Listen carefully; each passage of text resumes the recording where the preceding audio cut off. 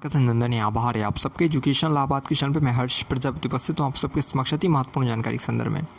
इलाहाबाद विश्वविद्यालय के जितने भी CUET UG के नव प्रवेशी छात्र छात्राएं वो ध्यान से ये वीडियो देखिएगा।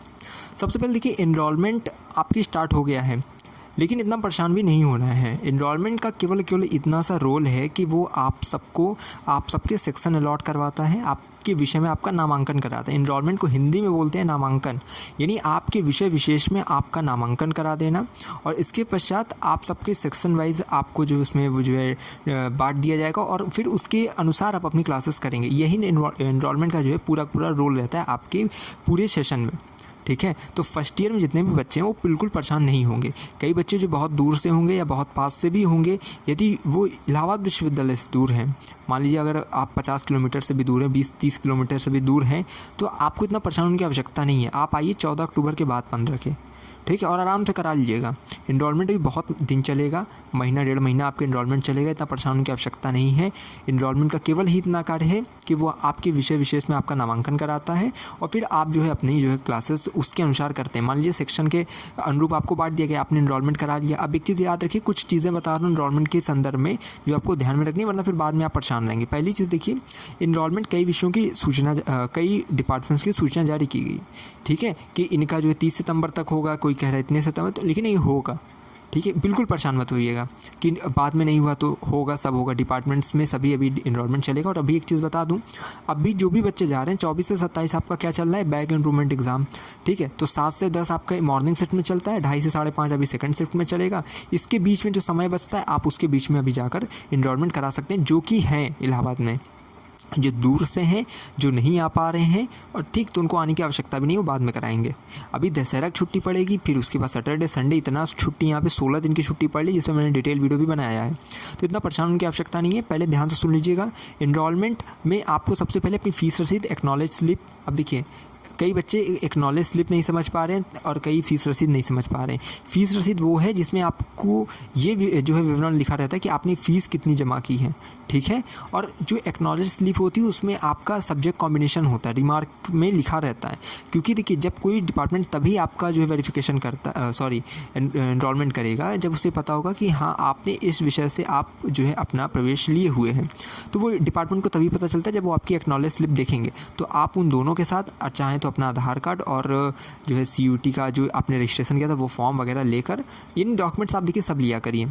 अगर आप एक एजुकेशन के जो है फील्ड में आगे जा रहे हैं तो आपकी ये जिम्मेदारी बनती है कि आप थोड़ा अपने लिए जागरूक रहें।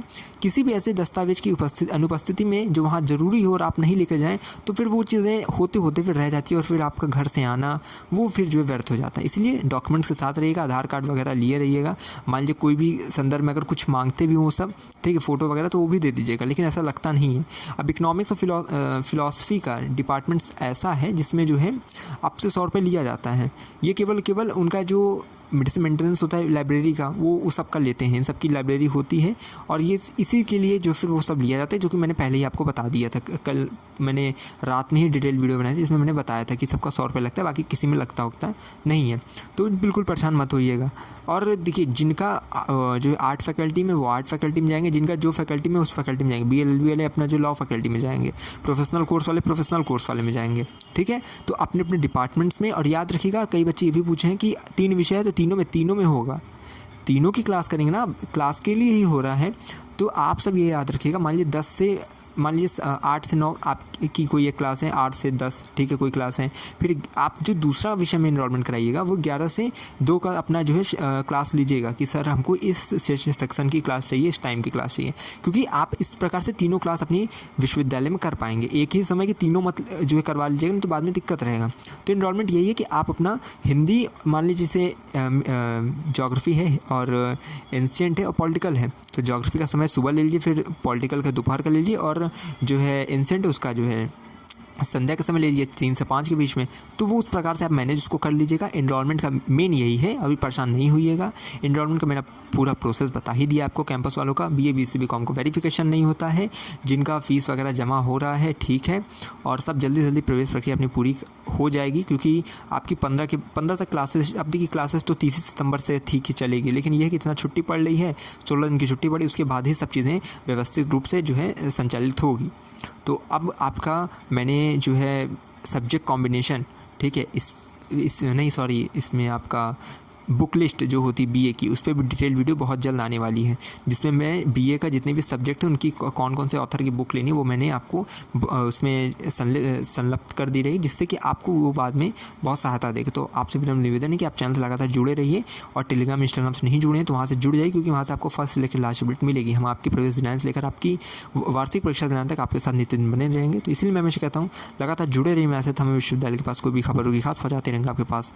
बहुत धन्यवाद, बहुत आभार।